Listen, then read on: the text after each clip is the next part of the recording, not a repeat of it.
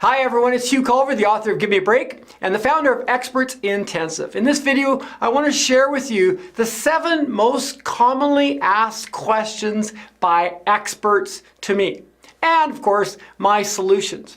Now, I don't know if you know my story, but I've been in this expert industry for 16 years, and the expert industry is made up of speakers and seminar leaders and authors and coaches.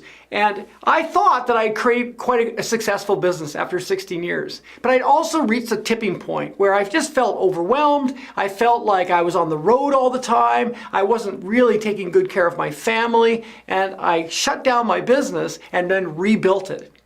And now I've been able to run a business that keeps me home a lot more, that is much more successful both in terms of the reach that I have and in terms of the revenues I've enjoyed. And I want to share with you what are some of the things that I discovered as I rebuilt my own company so that you can start to rethink, well, how is it you are creating your successful experts enterprise? So what is the first question I get asked? And maybe you've asked this yourself. Well, the first question is, where do I find my topic? Like, what is it that I should focus on? So the first question is, well, what expertise should I be researching and should I be selling? My answer to that is, don't worry about it. Like, don't worry about having the perfect topic. The reality is this. The match that you have between your topic, what you love, what you're interested in, what you read about and like to write about, and what the market is hungry for is going to develop over time. When I got into this business, I taught customer service training. I taught sales training. I taught team building. And I started to realize some of those things were less interesting than others. And then I started to discover human development. And I became fascinated with the psychology and the physiology of what makes for successful people. And so I started to become really knowledgeable about human effectiveness in the workplace and how to achieve better results with less time and less energy. And then I wrote a book about that. So don't worry about having the exact perfect topic. What you need to do is to pick one topic and you need to test it with the market to see if the market is hungry for it. And what you'll find as you work with that balance between your topic and your expertise and the market is you'll find that perfect match over time. But it's important to listen to what your clients tell you. It's important for you to ask them and for you to test different topics and watch for when they lean in. If you're an instructor or seminar leader, watch for when they lean in. Watch for when they really pick up their pen and start to write notes. Those are the things that they're most interested in. Second question I get asked a lot about is, of course, after topic is, well, where do I find the clients? Like, where do I find these people that are going to pay for what I have? Well, the first thing you should do actually before you go and look for the clients is you should actually describe them. And what I mean by that is you should describe your ideal client. If you had a room full of people that you loved being with, you loved sharing and you knew that what you were sharing, they were eating it up. Like they needed what you have. Well, who are those people? Like, how old are they? Are they employed or are they self-employed or are they unemployed?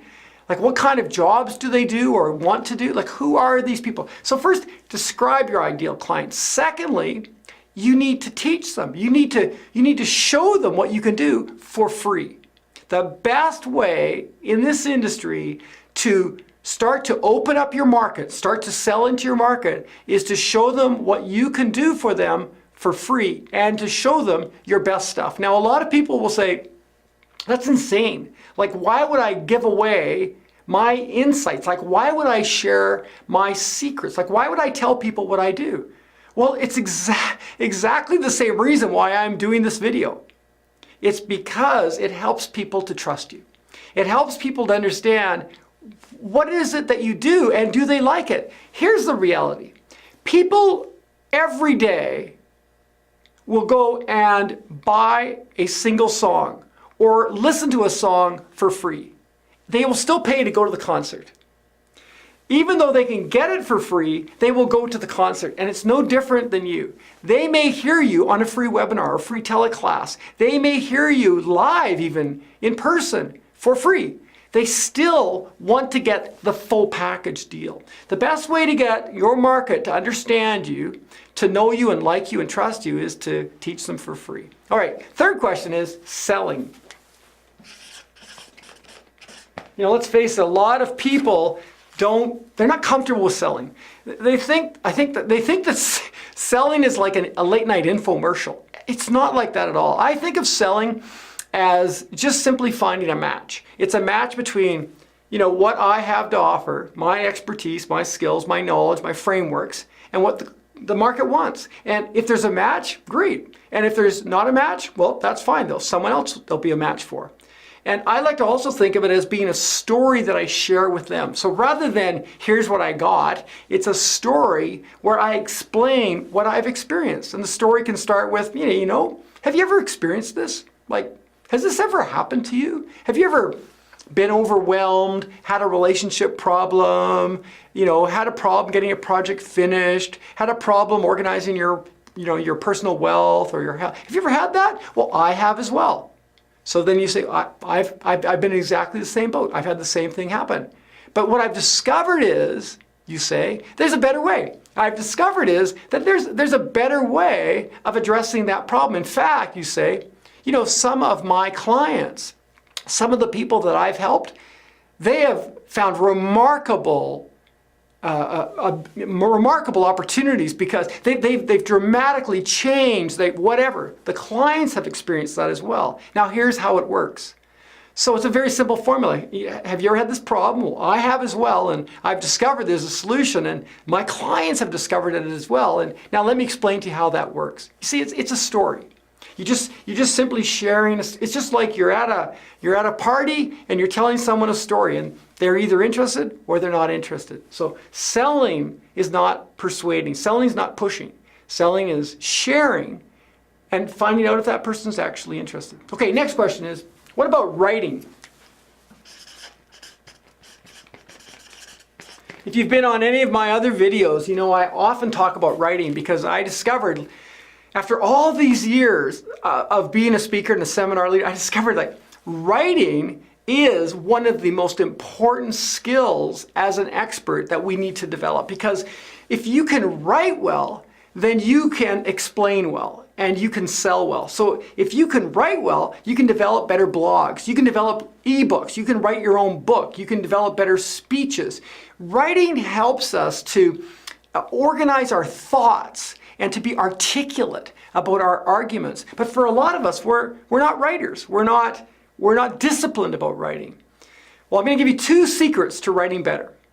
The first is you have to block time. You can't treat writing like you do email, where you work on it and then you think about something else and you work on it. You need to block time. You need to block chunks of time so that you can actually focus. At least 30 minutes at a time. Longer is better. When at the time of the day, when you are at your best, most creative energy. So for me, I write in the morning. I write first thing in the morning. As soon as I wake up, I start writing.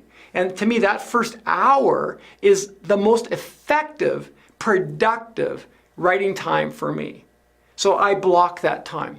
The second trick is to have a template. So the template is how you organize your thoughts. So if you've ever experienced when you've been writing and you've gone off track, or you've shared what you've written with other people and they kind of can't follow the thread, it's because you don't have a template. So what I do is I organize everything I know, I dump it on a piece of paper, everything I know, and then I drop it into a simple template so that it's organized, kind of like a table of contents. So block time, use a template to organize your thoughts, and I think you're going to find that writing is actually a lot easier than you expected. And you're going to find that it's an amazing catalyst to a lot of other things that you're going to need in your business. So next question is, what about products? So products are essential. A product could be as simple as a CD recording of a webinar that you hosted, or of an interview that you conducted, or of your thoughts. It could be a DVD that's recorded of either your webinar or a live presentation. It could be a coil-bound workbook. So products do not have to be complicated, fancy, or expensive, but a product allows you to reach more people, to serve more people, and to increase your revenues without you having to always be there. So I would suggest that products should be something that's on your horizon. It should be something that you're going to create. And I think you'll discover when you start looking at them is that it's easier and less expensive than ever before. A couple of things I would recommend is, first of all, become a student. So buy and try a lot of people's products. Buy their CDs, buy their workbooks, order their books, and pay attention to how they are delivered, what the emails look like, how the packaging is, how it arrives at your doorstep, what the quality is, and the guarantees that they offer. So become a student of other people's products. You know, if you are, for example, let's say a keynote speaker, and you want to have a product, first thing I would do is get a recording of a past speech. If people love you on stage, they're going to want to see that again. They're going to want to have a recording of that. Or interview other experts in your area and record those on CDs and offer those at the back of the room. If you're a seminar leader, you should have a workbook, or you should have audio CDs. If you're a coach, you should have a workbook CD combination that you can offer to your clients. So products do not have to be big, scary, or expensive, but you should start by being a student. And then you should start small with something that you can manage using the resources that you already have. What about earning more money?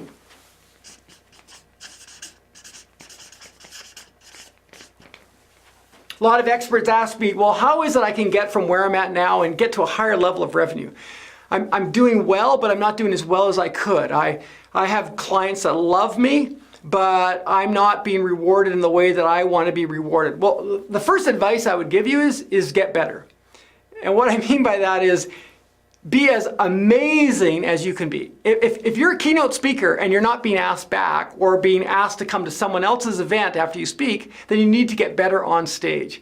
If you're a seminar leader and people don't want to get more from you, they don't want to buy products from you, then you need to become a better seminar leader. If you're a coach and people aren't referring more clients to you, you need to get better. That'd be the first thing. The second thing that I would encourage you to do if you want to earn more is to go back and look at this list. You need to go back and say, well, how can I commoditize? How can I take what I know and how can I turn that into a commodity? How can I take my knowledge and put it on paper, or put it on a recording, or put it on a video series, or create a membership site? So if you want to earn more, you need to start by expanding getting better and expanding your reach with the clients that you have now. And then secondly, take your knowledge and put it into a product line. Okay, last question. After I've answered all these questions, the one that most commonly comes up is, how do I become less overwhelmed?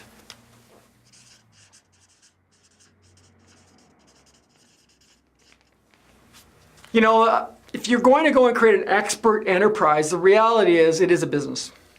And it's easy to become overwhelmed, especially if you take the same skill set and the same way of thinking that you've had in the past in other businesses, in other enterprises, and other jobs, and you bring it into this space. You know, the reality is that you do need to start thinking like a CEO.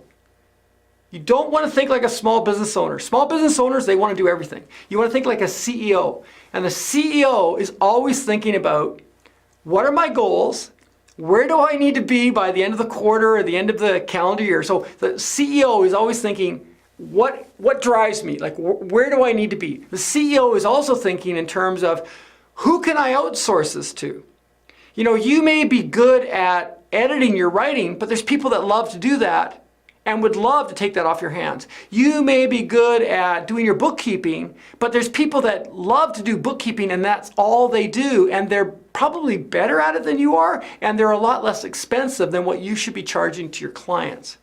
You probably are really great at editing video. Maybe you've learned how to do that, but there's people that love to do that. So a CEO is thinking, well, who can I outsource this to? So I'm starting to think like I have a team as opposed to I have to do it all myself.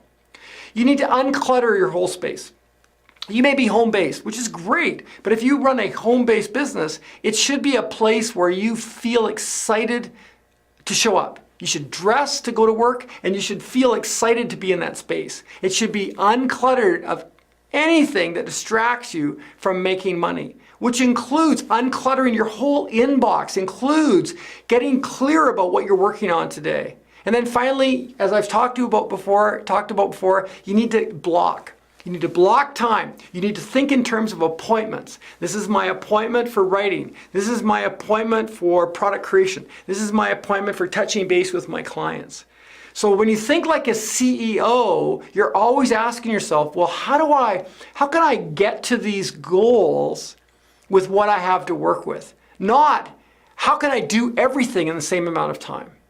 Okay, so these are the 7 questions that I've asked myself, that my clients, whether they come to the Experts Intensive training program or I'm working with them, coaching them, these are the kind of questions that they ask. And let me tell you a little bit about the Experts Intensive. You know, this is a remarkable program. It's 3 days long. It's a remarkable program where I address all of these topics as well as take you through a very comprehensive training program to develop your expert enterprise. And we have guest speakers coming in as well. And, you know, I think that if you are truly serious about, you know, sharing your message, taking your wisdom, taking your knowledge and your frameworks and your ideas and sharing those with a bigger audience, you need to learn how to run an expert enterprise. It's taken me 16 years to get to this point, 16 years to understand what does it take to actually truly develop an expert enterprise, the kind of business that allows me to serve more and sell more and to succeed more.